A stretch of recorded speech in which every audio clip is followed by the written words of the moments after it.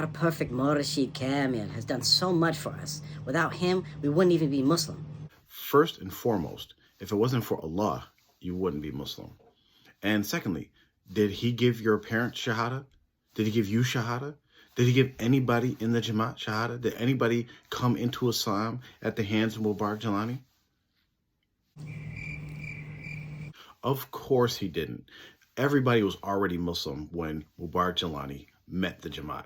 He was a snake oil salesman. He came to America and just stumbled upon a bunch of African Americans that were going through a power struggle, and he came in and took over a group of Muslims that were already Muslim. Nobody became Muslim because of Mubarak Jalani. So he actually didn't guide anybody. The Dar was a bunch of ignorant Muslims. They didn't know how to make salat, read Quran, or anything. They were just a bunch of gangsters. That is actually a lie. The people in the Dar al-Islam already knew how to pray. They already knew how to read Arabic. They already knew how to speak Arabic. They're already making trips, making Umrah and Hajj and all these different things before Mubarak Jalani came. So what did actually he do for your community? What did he do besides come in, take over, and start taking y'all money? He got people off the streets. People stopped committing crimes. People got out the ghettos. We now have doctors and lawyers and all these educated people in the Jamaat. Oh, he got people off the streets. Okay. Did people stop committing crimes? Well, actually, as soon as he came, people started committing crimes. People started blowing things up, killing people, assassinations, robbing banks, all in the name of Mubarak Jalani, all to get him money, all to kill his enemies. And then what did his cowardly behind do? He ran back to Pakistan, never to be seen again, stayed in his own country while everyone over here, all your parents and grandfathers and fathers, were getting arrested, spending 10, 20, 15 years in jail because of the crimes that he ordered them to commit. And you claim that you have doctors and lawyers and all these different things, but you could literally count on your hand how many doctors and lawyers there are in your cult. And as far as African Americans go, like did Mubarak Jalani come and then the rate of graduation, college graduates in Tmoa is significantly higher than the rest of the African Americans in the United States of other communities? No, it's not. It's actually significantly lower because if you look at it, African American women, they have college graduation rates of nearly 50%. Are you telling me nearly 50% of the women in Tmoa have college degrees? I think not. And as far as men go, African-American men, the graduation rate or college grad rate is around 40%. Are you telling me around 40% of Tmoa men have college degrees? No, they actually don't. So when you think about that, he hasn't actually helped improve y'all at all with your college graduations or education. So saying, oh, he told y'all to be doctors and lawyers and all that stuff, he didn't help y'all even do it. Our Jamaat has improved. We now have all these educated people. People are making more money. People are bringing in more income. And everything financially has improved amongst the people in the Jamaat. And you know what? That may be true. It's all perception. But the reality is that your sheikh, your cult leader, didn't help you guys do any of it. He was in Pakistan spending your money, not helping you guys do anything that you guys did over here. He told us to get better education and to go to school and become doctors and lawyers. Anybody can say anything. Go to school, become a doctor, become an astronaut. Anybody can say these things. But like I said, you can count on your hand how many people are actually doctors and lawyers. So obviously he failed and y'all failed on that account. Also, how did he actually literally, tangibly actually help y'all become doctors and lawyers? How did he help y'all get through college? Did he offer any financial assistance whatsoever? Did he set up like some kind of scholarship fund? Like there's a Tmoa scholarship fund that helps, you know, the people in the community go to school and become doctors and lawyers. Did he provide like some kind of tutoring service or mentorship program that helped people get through college and get these degrees? Did he do anything tangible to help the members of Tmoa get educated and get through school? Like I said, he didn't do anything. The people that helped you become doctors and lawyers and college graduates and all these different things that you're mentioning was your parents or, you know, your grandparents or your cousins or your sisters, your siblings, your brothers, your uncles. Your family, your friend, the people that are actually here actively helping you get these college degrees. They're babysitting your kids. They're helping you, write essays. They're doing all these different things that actually helping people graduate. While your sheikh is sitting over in Pakistan, or was anyway, sitting over in Pakistan, collecting your money while y'all paid him for his misguidance and then marrying your teenage girls. He didn't get rich off of us. He didn't? Then how did he get rich? His family's rich. So you're telling me that his family was rich and he's just sitting over in Pakistan on millions of dollars, right? Just sitting over there on all this money while y'all over here struggling. People are trying to move to these compounds, these lands. People can't pay their bills. People are can't even have enough money to bury their deceased. The roads are you're going to have all your GoFundMe accounts to build roads, to help schools, and all these different things that you're trying to do, and you're struggling. Your community's really struggling financially, but supposedly your sheikh is for years just sitting on all this family wealth, millions and millions of dollars.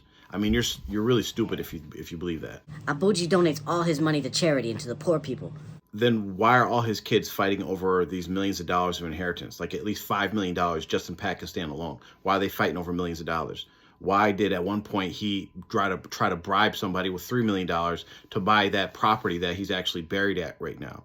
Why does he still collect your 10% from all the members? The 10% is like zakat. No, it's not zakat. Zakat is only 2.5%. Abuji, he doesn't even touch it. Your administration, your Shura Council already admitted that the money goes directly to Mubarak Chilani and his family just to take care of their needs. It does not go to charity. It does not go to the poor. It goes to fund his lifestyle. Well, it's not even that much money. The Jamaat is full of poor people.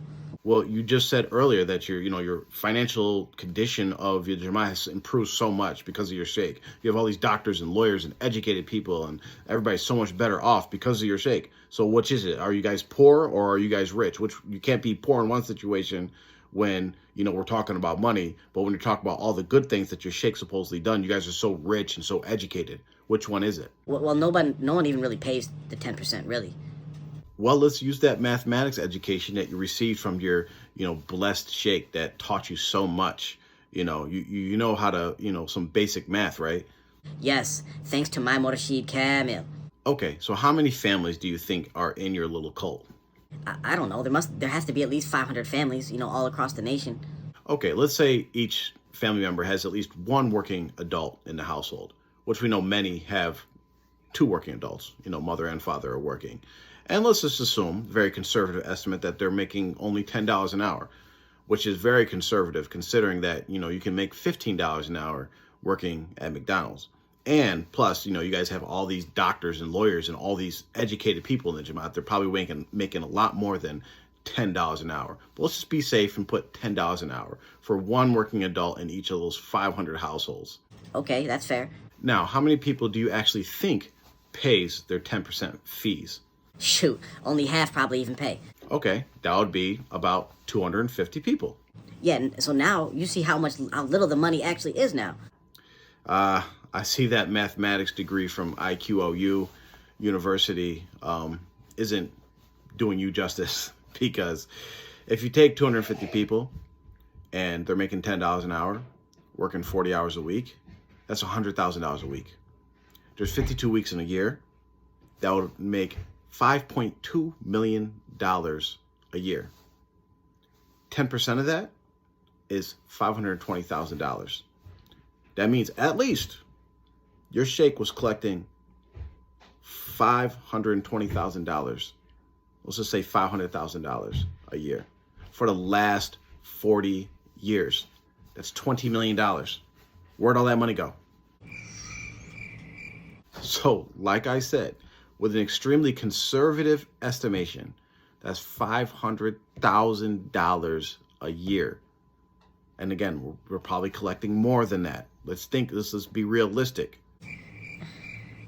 Add that up.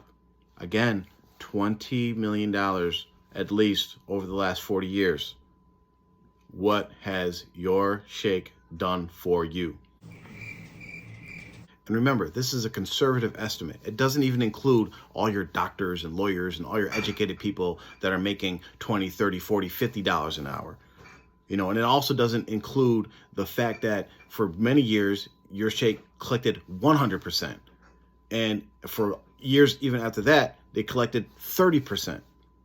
And this doesn't even include all of the different side hustles, all the different money grabs, the retreats, all the different fundraisers, the side collections, all the different things that go on to basically fund your sheikh and his family's lives. Meanwhile, over here, while he's a millionaire in Pakistan, well, in Pakistan, a billionaire, way the currency exchange is, y'all over here struggling. You have people that have their electricity shut off. You have people that can't afford to bury their dead. You have unfinished roads. You have unfinished masjids. You have all these fundraisers to try to build schools and can't even build schools. Your kids are suffering. They can't get education, right?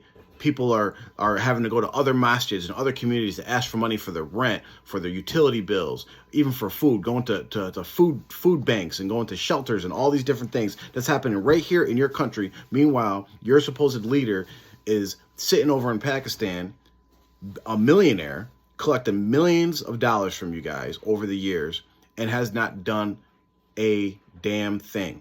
He didn't care about y'all. All y'all was a cash cow for him and his family to get rich. And it even shows today that they're still even fighting over y'all money. Well, he has helped the community. When? Where? He didn't care about y'all. Literally, y'all were like slaves and he was y'all slave master. And y'all actually paid him to be y'all slave master. I even remember when one time he gave $1,000 to help build the school in New York. And the administration were giving everybody a guilt trip. He gave $1,000. This man was a millionaire and he gave $1,000 of your own money, of our own money, to help build the school. Meanwhile, he's sitting on millions of dollars, could just build the school himself. That shows he did not care about y'all. And all he cared about y'all was the fact that y'all paid him money. Even still, it's an honor to support Ahl Bayt. Really? How rich did Rasulullah sallallahu alaihi wasallam get off of the Muslims? How rich did Khalifa Ali radiallahu anhu get off the Muslims? What about his wife and the daughter of Rasulullah sallallahu alaihi wasallam, Fatima radiallahu anha? What about their two sons, Hassan and Hussein radiallahu anhum? How rich did they get? And you should know the hadith of when even Fatima wanted a servant. And she went to Rasulullah sallallahu alaihi wasallam and said, "Can I get a servant to help me around the house?" And he said, "It's better for you to," and he gave her some dhikrs, some adhkar to do. And we know about the humble life that Rasulullah sallallahu alaihi wasallam lived. He used to sleep on a straw mat that left marks on his body. But meanwhile, your sheikh, who's supposed to be following Rasulullah sallallahu alaihi wasallam's example, is a millionaire and has not given back to his community whatsoever. Well, maybe our sheikha or Murshida Kamila will use the money to fix up the lands and build schools and masjids. I wouldn't hold my breath if I were you.